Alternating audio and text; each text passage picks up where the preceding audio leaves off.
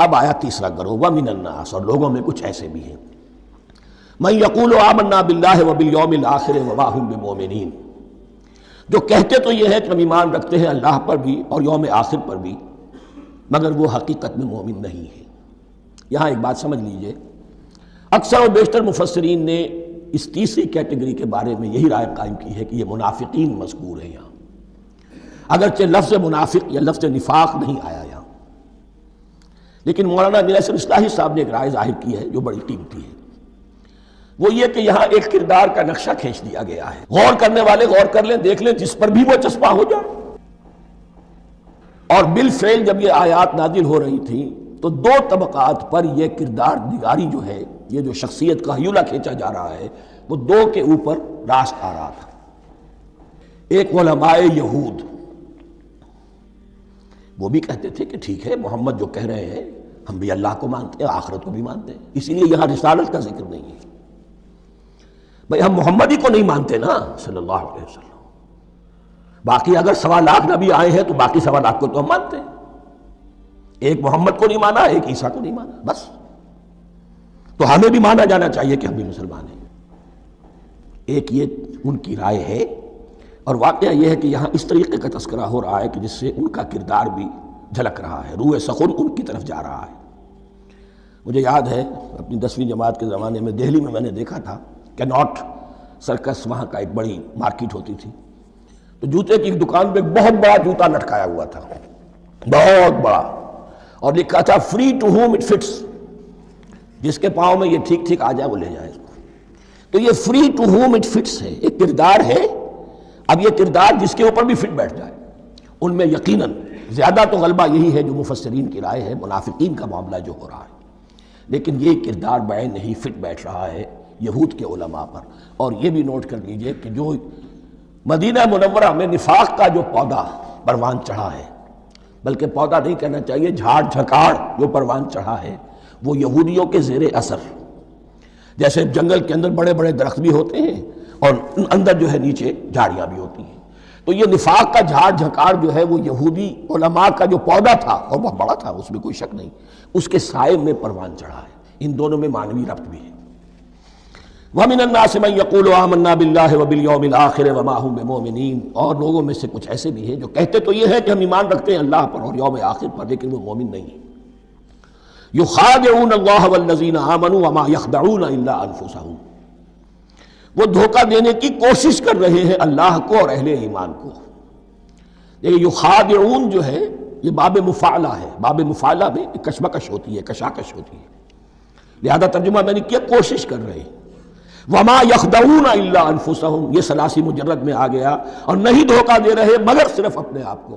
یہ یقینی ہے، اپنے آپ کو تو دھوکہ دے رہے ہو، لیکن یہ کہ اللہ اور اس کے رسول کو اور اللہ اور اہل ایمان کو دھوکہ نہیں دے سکتے۔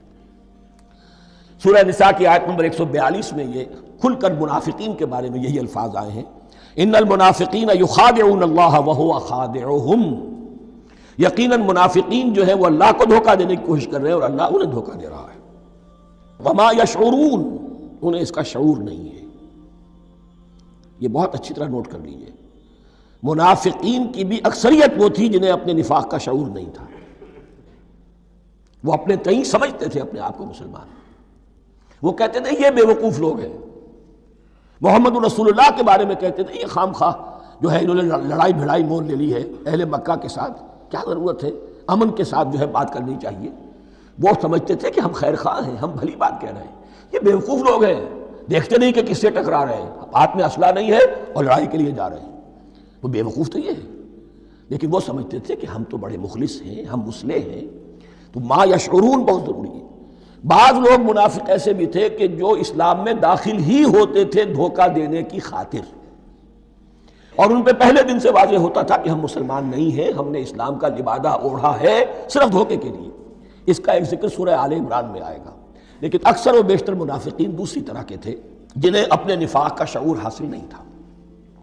فی قلوبہم مرض، ان کے دلوں میں ایک روگ ہے، بیماری ہے۔ یہ روگ اور بیماری کیا ہے؟ ایک لفظ میں اس کو تعبیر کیا جائے، کردار کی کمزوری، ویکنس آف کریکٹر۔ ایک شخص وہ ہوتا ہے کہ جو سمجھتا ہے یہ حق ہے ہر سے بعد آباد، اب جو ہو سو ہو۔ ایک حق کو حق پہچان کر رد کر دیتا ہے وہ کافر ہو گیا، ایک حق کو حق پہچان کر آیا تو صحیح لیکن ویکنس آف کریکٹر کی وجہ سے قوت ارادی کمزور ہے،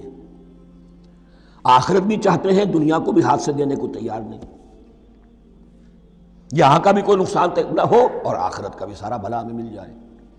یہ وہ لوگ ہیں در حقیقت، یہ اس کو کہا روگ، فی قلوبہم مرض فزادہم اللہ مرضا، تو اللہ نے ان کے مرض میں اضافہ کر دیا۔ یہ اللہ کی سنت ہے، آپ حق پر چلنا چاہیں حق کا راستہ آپ کے لیے آسان کر دے گا، آپ برائی کی طرف جانا چاہیں بڑی سے بڑی برائی آپ کے لیے ہلکی ہوتی چلی جائے گی، کوئی خاص بات ہی نہیں، چلو یہ بھی کر گزرو، جب یہ کر لیا تو یہ بھی کر گزرو، اور اگر آپ بین بین لٹکنا چاہیں تو اللہ اسی پہ چھوڑ دیتا ہے۔ ٹھیک ہے، آپ سمجھتے ہیں ہم کامیاب ہو رہے ہیں، ہم نے مسلمانوں کو بھی دھوکہ دے لیا، وہ ہمیں مسلمان سمجھتے ہیں، اور یہودیوں کو بھی دھوکہ دے لیا، وہ سمجھتے ہیں کہ ہم ان کے ساتھ ہی ہیں، تو سمجھا کامیاب ہو رہے ہیں، حقیقت میں یہ کامیابی نہیں۔ فی قلوبہم مرض فزادہم اللہ مرضا ولہم عذاب علیم بما کانوا یکذبون، اور ان کے لیے تو دردناک عذاب ہے۔ عذاب عظیم کا لفظ آیا تھا اوپر کفار کے لیے، وَلَهُمْ عَذَابٌ عَظِيمٌ 7ویں آیت ختم ہوئی،